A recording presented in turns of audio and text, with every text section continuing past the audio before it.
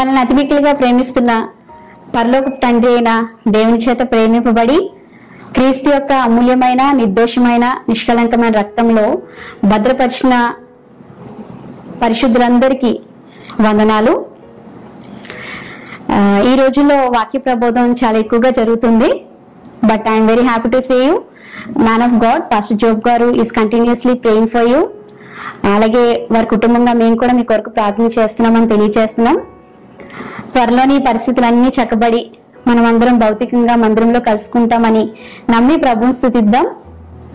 మరొకసారి ఈ వీడియో ద్వారా మిమ్మల్ని అందరినీ కలుసుకునే వీలు కల్పించిన దేవాదేవునికి కృతజ్ఞతాస్తుతులు. కరోనా వైరస్ విస్తృతంగా విజృంభిస్తున్న ఈ పరిస్థితుల్లో దాన్ని అరికట్టడానికి WHO వరల్డ్ హెల్త్ ఆర్గనైజేషన్ ప్రపంచ ఆరోగ్య సంస్థ 3 సూత్రాలను హెచ్చరికగా విడుదల చేసింది. అవి ట్రేస్, టెస్ట్, ట్రీట్. గుర్తుపట్టు, పరీక్ష చేసి నిర్ధారించుకో, సరెండర్ అయ్యి చికిత్స చేయించుకో, వైద్యం చేయించుకో. మనకందరికీ తెలుసు కరోనా లక్షణాలు ఎటువంటి ఉంటాయో. దగ్గని, జలుబని, మరి గుండె ఎవరో కోస్తున్నట్టుగా అనిపిస్తున్నట్లని, శ్వాస సరిగ్గా తీసుకోకపోవడం అని, ఇలాంటి లక్షణాలు కనబడితే మరి మనం వాటిని గుర్తుపట్టాలి మొట్టమొదటిగా. రెండవది ఏంటంటే పరీక్ష చేయించుకుని పాజిటివా నెగిటివా తెలుసుకోవాలి. మూడవది నెగిటివ్ వస్తే పర్వాలేదు, పాజిటివ్ వస్తే మాత్రం మనం సరెండర్ అయి ఐసోలేషన్ వార్డులోకి వెళ్ళి అక్కడ డాక్టర్స్ చేత మనం వారి చేత చికిత్స చేయించుకొని మరి తిరిగి రావాలి. ఈ 3 సూత్రాలను ఈ WHO ప్రపంచ ఆరోగ్య సంస్థ విడుదల చేసింది. యుద్ధ ప్రాతిపదికన ఇవి చేయాలి. అలా చేస్తే చాలా వరకు మనం ఈ కరోనా వైరస్ ని కంట్రోల్లో తేగలుగుతాం. లేకపోతే చాలా ముప్పే, ప్రమాదమే, ఈ రాక్షసి మనల్ని మింగేస్తుందేమో అని చెప్పేసి ఆరోగ్య సంస్థ మొత్తం ప్రపంచాన్ని హెచ్చరించింది. ఇది విన్నప్పుడు నిజమే కదా అనుకున్నాను. అంతేకాదు, why can't we apply to the spiritual life? ఎందుకు మన ఆత్మ సంబంధమైన జీవితానికి ఇది అప్లై చేసుకోకూడదు, అన్వయించుకోకూడదు? మరి ఆ లక్షణాలు గుర్తుపట్టి ఎలాగైతే చికిత్స చేసుకుంటామో అలాగే మన ఆత్మ సంబంధమైన జీవితాన్ని కూడా వెనక్కి లాగుతున్న పరిస్థితిని ఒకసారి గుర్తుపట్టి ఆ స్థాయి ఎలా ఉందో ఒకసారి పరీక్ష చేసుకుంటే మనం కూడా ఉన్నత అనుభవాలకు వెళ్ళగలుగుతాం కదా అని చెప్పేసి నాకు అనిపించింది. మన శరీరాన్ని, మన దైనందిన జీవితాన్ని మింగేయడానికి లేకపోతే పాడు చేయడానికి ఈ కరోనా వైరస్ ఎలాగైతే ఒక ముప్పుగా, ఒక ప్రమాదంగా పరిణమించిందో మన ఆత్మ సంబంధమైన జీవితాన్ని కూడా వెనక్కి లాగేయడానికి, మనల్ని కూడా మింగేయడానికి, మనల్ని కూడా అధోగతిలో పడేయడానికి సాతాను కూడా గర్జించే సింహం వలె వాడు కూడా తిరిగిలాడుచున్నాడు. యోహాను వ్రాస్తూ తన 3వ పత్రికలో 2వ వాక్యంలో, ప్రియుడా, నీ ఆత్మ వర్ధిల్లుచున్న ప్రకారము నువ్వు అన్ని విషయాల్లో వర్ధిల్లాలని, అన్ని విషయాల్లో సౌఖ్యంగా ఉండాలని నీ కొరకు ప్రార్థిస్తున్నానని. క్రీస్తును ఎరగని వారికైతే ఏమో గాని క్రీస్తును కలిగిన మనము, క్రీస్తును ఎరిగిన మనము మన ఆత్మ సంబంధమైన జీవితంలో ఒక ఉన్నత అనుభవంలోకి వెళ్తేనే ఈ లోక సంబంధమైన ఆశీర్వాదాలను కూడా మనం అనుభవించగలుగుతాం. క్రీస్తు తన యొక్క నిర్దోషమైన, నిష్కలంకమైన, అమూల్యమైన రక్తం చేత మన ఆత్మను వెలిగించి మరి తద్వారా ఈ లోక సంబంధమైన ఆశీర్వాదాలు కూడా మనం అనుభవించాలని, ఆ తర్వాత మనం మరణించిన తర్వాత నిత్య జీవాన్ని చేరుకోవాలని మన కొరకు ఎంతగానో ఆశపడితే ఈ లోక సంబంధంగా కూడా మన ఉన్నతమైన పరిస్థితిలోకి వెళ్లకుండా ఏదో తేడా, ఏదో ఒక అడ్డుబండ మనకి కలుగుతుంది. అయితే ఈరోజు ప్రభు మనతో మాట్లాడుతున్నారు. ఆ పరిస్థితులు ఏంటో trace out, test it, confirm చేసుకో. మూడవదిగా ట్రీట్మెంట్ కి నీవు అప్పగించుకో. ఫస్ట్ ఆఫ్ ఆల్ మనం ఏం చేయాలంటే ట్రేస్ చేయాలి, గుర్తుపట్టాలి. ఎక్కడ వెనకబడి ఉన్నాము ఆత్మ సంబంధమైన జీవితంలో అనేది చూస్తే ప్రార్థనలో వెనకబడి ఉన్నామేమో, వాక్య ధ్యానంలో వెనకబడి ఉన్నామేమో, ప్రభువుతో సహవాసం చేయడంలో వెనకబడి ఉన్నామేమో, ఉపవాసాల్లో వెనకబడి ఉన్నామేమో, ప్రేమలేనితనం ఉండొచ్చు, లేదా అసహనం, ప్రతిదానికి చిరాకు పడడం అయి ఉండొచ్చు. మూడవదిగా మరి ఆఖరిగా దయలేనితనం, ఈ టైంలో ఎవరికొకరికి సహాయం చేయాలి. నీకు చాలా సమృద్ధి ఉంది, కానీ కనీసం ఒక 100 రూపాయలు లేకపోతే ఒక 500 తీసి ఇతరులకి హెల్ప్ చేయలేని పరిస్థితి. ఇలాంటి వాటిలో మనం వెనకబడి ఉన్నామేమో ఒకసారి మనం గుర్తు చేసుకోవాలి, లేకపోతే గుర్తుపట్టాలి ఆ విషయాల్ని. రెండవదిగా అవి నిజమో కాదో, పాజిటివా నెగిటివా, వాటిని మనం ఏం చేయాలంటే టెస్ట్ ఇట్, కన్ఫర్మ్ చేసుకోవాలి, పరీక్ష చేసుకొని కన్ఫర్మ్ చేసుకోవాలి.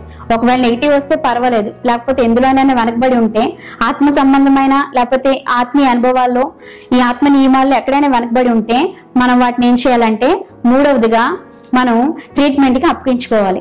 మనం వైద్యం చేసుకోలేం, మనం ట్రీట్మెంట్ చేసుకోలేం. ఎలా అయితే మరి రోగులు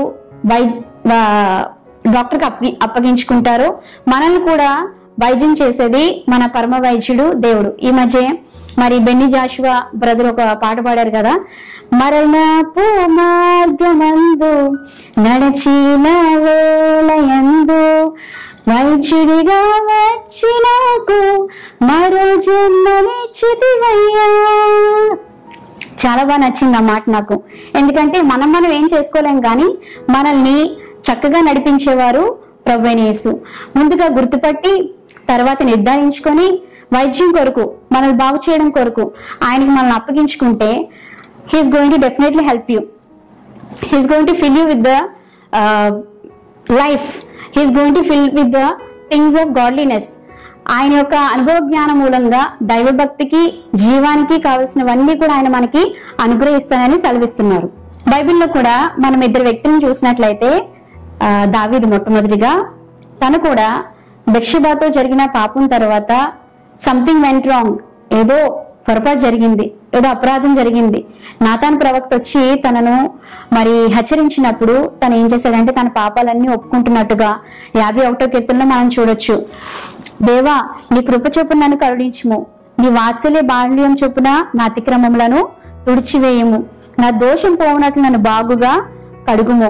నేను కేవలం నీకే విరోధంగా నేను పాపం చేసి ఉన్నాను, నీ దృష్టి ఎదుట నేను చెడుతనం చేసి ఉన్నాను.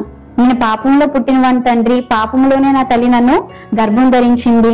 హిస్సోపుతో నా పాపం పరిహరింపు, హిమము కంటే తెల్లగా నన్ను చేయు.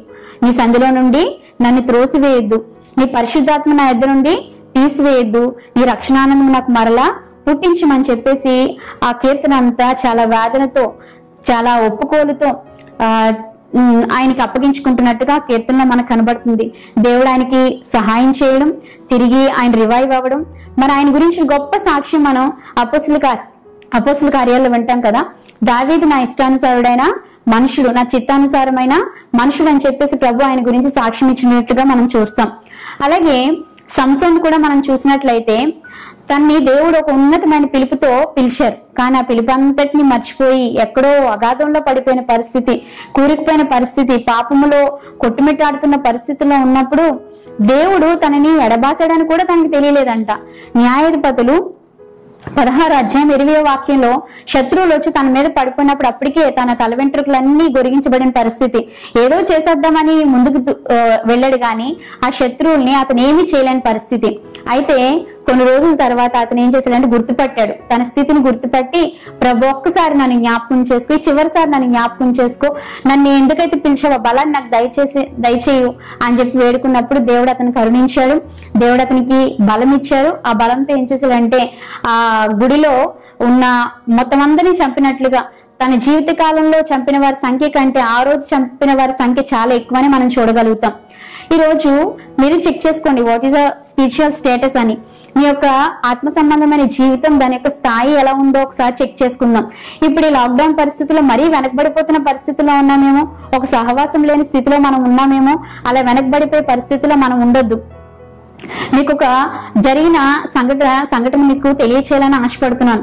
ఒక ఆమె ఏం చేసిందంటే చాలా ఇష్టంగా మరి జూ నుంచి ఒక కొండ చిలువని, పిల్ల కొండ చిలువని తెచ్చుకొని పెంచుకోవడం మొదలు పెట్టింది. చక్కగా పెంచుకుంటుంది, పాలేస్తుంది, అది తినవలసినవన్నీ పెడుతుంది. ఒక టైంకి అది ఎదిగింది. ఈ పెంచుకుంటున్న క్రమంలో ఏమైందంటే అది ఆవిడ దగ్గరే పడుకునేది అనమాట. మంచం మీద ఇద్దరు కలిసే పడుకునేవారు, కలిసే ఏదైనా చేసేవారు, ఆవిడ వెనకాలే ఉండేదన్నమాట. అయితే ఇలా ఎదుగుతున్న కొద్ది ఇలా ఉంటున్న క్రమంలో ఒక రోజు ఏమైందంటే ఆ కొండ చిలువ సడన్ గా తను ఏదైతే ఆహారం తీసుకుంటుందో, ఏవైతే తాగుతుందో తినడం మానేసింది, త్రాగడం మానేసింది అనమాట. ఏం పడుతున్నా కూడా ఇది చేయట్లేదు. చాలా దిగులు పడిపోతుంది. ఈవిడ ఎంతో ప్రేమగా పెంచుకుంటుంది. ఇంతకుముందు ఆమె పడుకున్నప్పుడు తన పక్కన చక్క లొంగలు చుట్టుకొని పడుకునేది అనమాట.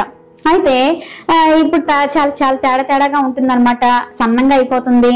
ఏంటో అర్థం కాక ఒకరోజు ఏం చేసిందంటే వీటి కోసమే ఉన్న వైద్యుడి దగ్గరికి ఈ పైతాన్ని లేకపోతే కొండ చిలువని తీసుకుని వెళ్ళి చూపించింది.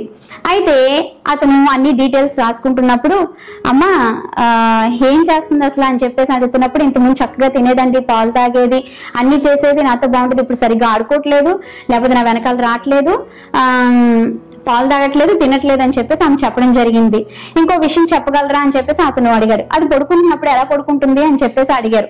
అడిగినప్పుడు ఆమె చెప్పింది, ఇంతకుముందు నా ప్రక్కన పడుకున్నప్పుడు లొంగ చుట్టుకుని పడుకునేది, ఇప్పుడు అలా పడుకోవట్లేదు. మరి ఎలా పడుకుంటుందమ్మా అని అడిగారు. నేను ఎలా అయితే పడుకుంటున్నానో అది కూడా మంచం మీద స్ట్రైట్ గా పడుకుంటుంది. నా తల ఎక్కడ ఉంటుందో దాని తల కూడా నా పక్కనే ఉంటుంది. నా కాళ్ళు ఎటు ఉంటున్నాయో దాని తోక అటు ఉంటుంది. నేను ఎలా పడుకుంటున్నానో స్ట్రైట్ గా అది కూడా స్ట్రైట్ గానే పడుకుంటుంది అనగానే వైద్యుడు వెంటనే ఆమెను అప్రమత్తం చేయడం జరిగిందమ్మా.